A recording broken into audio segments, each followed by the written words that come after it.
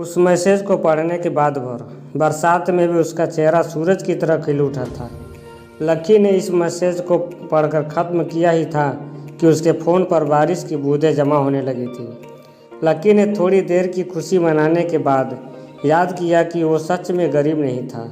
असल में उसके परिवार ने उसे एक परीक्षा में डाल दिया था जिसका नाम था गरीबी अभ्यास परीक्षा। इस परीक्षा के तहत लक्की को अग्रवाल खानदान में उसके नाम की ज़मीन और जायदाद पर तब तक हक नहीं मिलने वाला था जब तक कि वो इस परीक्षा को पास नहीं कर लेता। अचानक से उसे याद आया कि वो गरीब नहीं था बल्कि गरीब होने की परीक्षा दे रहा था। हालांकि परीक्षा देते देते उसे 8 साल हो गए थे, इसलिए उसे ऐसा एहसास हो रहा था कि वो कभी परीक्षा को पास नहीं कर पाएगा और हमेशा हमेशा के लिए गरीब ही रह जाएगा। अच्छा हुआ चली गई, अब मिलना कभी। लक्की ने होटल के तीसरी मंजिल की ओर देखा और पानी के अंदर ही अपना पैर पटक दिया। वो डिम्पल को कोस रहा था। उसने अपनी मोटरसाइकिल उठाई और फिर से चमन मेडिकल स्टोर जाने के लिए मुड़ने लगा। अगले दिन जब लक्की की आँख खुली तो वो सीधा उठा और तैयार हो शहर के सबसे बड़े बैंक न्यू सिटी बैंक पहुंचा। न्यू सिटी बैंक ना सिर्फ शहर का सबसे बड़ा बैंक था बल्कि वो सबसे अमीर बैंक भी था। वहाँ पर शहर के सबसे अमीर लोगों के ही पैसे जमा किए जाते थे। लक्की वहाँ पैसे को निकलवाने के लिए जा रहा था। New city bank south Delhi में बसा हुआ था और उसके दरवाजे के बाहर महंगी से महंगी गाड़ी खड़ी हुई थी। भाई, अब इसमें से कौन सी गाड़ी लेगा? लक्की ने मन ही मन सोचा। उसे यकीन नहीं हो रहा था कि कल तक वो एक मोटरसाइकिल तक नहीं खरीद पा रहा था और आज वो एक कार, और वो भी इतनी महंगी कार खरीदने की सोच रहा था। फिर उसने अपनी नज़र गाड़ी पर से हटाई और बैंक के अंदर जाने लगा। उसने देखा कि बाहर बहुत भीड़ थी और महंगे से महंगे कपड़े पहने हुए लोग बैंक के अंदर जा रहे थे। कहाँ दवाओं की बदबू और कहाँ यह खुशबू। उसने एक बहुत ही गहरी सांस के अंदर ज़्यादा से ज़्यादा खुशबू को समेटने की कोशिश करते हुए अपने मन में सोचा, लेकिन अगले ही पल उसके मन में संकोच पैदा हो गया था। रातों रात लक्की की किस्मत तो बदल गई थी, लेकिन रातों रात वो अपने कपड़े नहीं बदल पाया था। इतने बड़े बैंक में वो वही कपड़े पहनकर आ गया था जो अक्सर अपने काम पर पहनकर जाता था। पैसे लेते ही सबसे पहले नए कपड़े खरीदने हैं, लक्की ने अपने से कहा और फिर बैंक के अंदर दाखिल होने लगा। जैसे ही उसने दरवाजे को धक्का दिया, उससे आवाज़ आई, आउच। लक्की थोड़ा सा हड़बड़ी में दिखाई दे रहा था और इस जल्दबाजी के चक्कर में वो एक लंबे बाल वाली लड़की से जा टकराया था जो कि उसके बगल में ही चल रही थी। माफ़ करना, मैं आपको देख नहीं पाया। लक्की ने तुरंत उससे हाथ जोड़कर माफ़ी मांगते हुए कहा। उस लड़की ने इतने अच्छे कपड़े पहन रखे थे कि उसे देखकर ही लग रहा था कि वो किसी अमीर घराने की लड़की थी। इसलिए सारी बोलते वक्त ना चाहते हुए भी लक्की के हाथ उसके सामने जुड़ गए थे।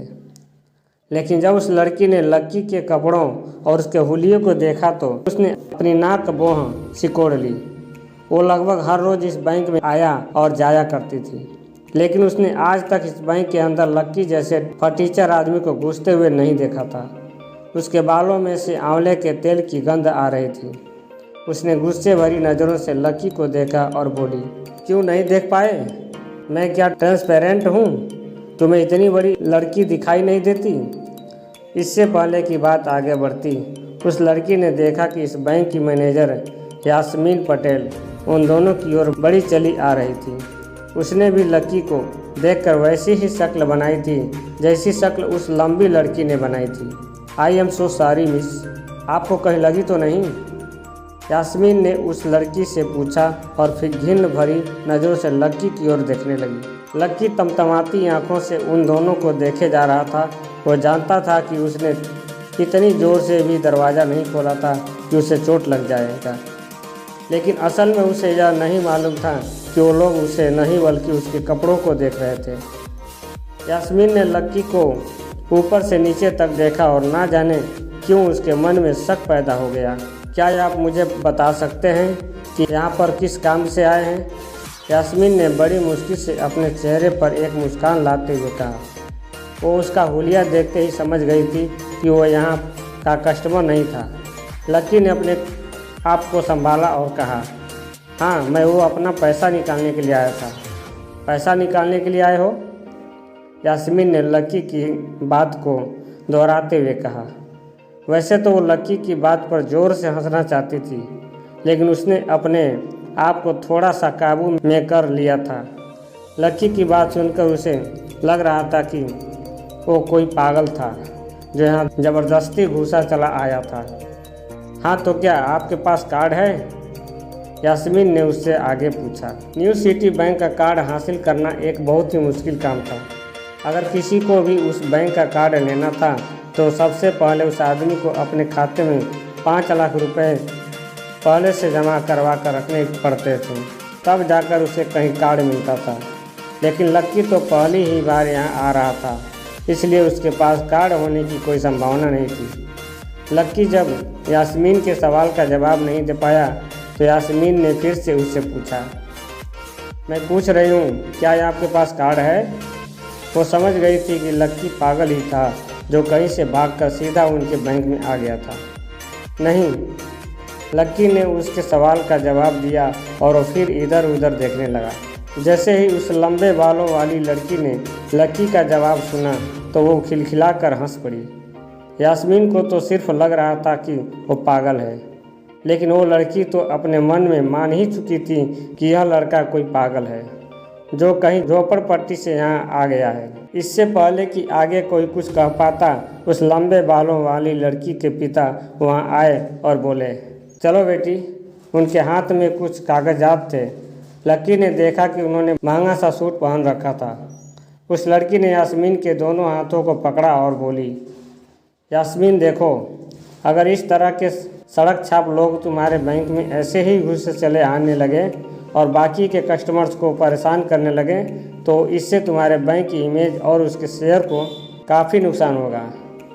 एक मैनेजर होने के नाते तुम्हें इन सब चीज़ों का ध्यान रखना चाहिए। मुझे उम्मीद है कि आगे मेरे साथ ऐसा कुछ नहीं होगा, उस लड़की ने कहा और अपने पिता के साथ बैंक से बाहर निकल गई।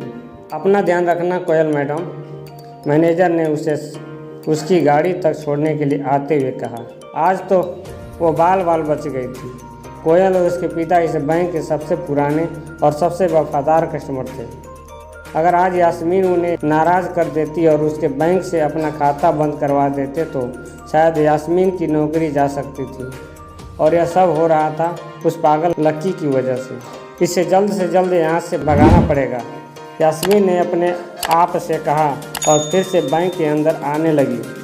यास्मीन उसे अपने बैंक से बाहर निकालने के तरीके के बारे में सोच तो रही थी, मगर जैसे ही वो बैंक में दाखिल हुई उसने देखा कि लक्की वहाँ था ही नहीं। अरे अब यह कहाँ चला गया? उसने अपने आप से पूछा। वो इधर उधर देखने लगी, लेकिन लक्की वहाँ भी नहीं था। उम्मीद करता हूँ दोस्तों ये कहानी आपको अच्छी लगी होगी। पूरी कहानी देखने के लिए अगला भाग ज़रूर देखें। पूरा वीडियो देखने के लिए आपको बहुत बहुत धन्यवाद। आपका दिन शुभ हो।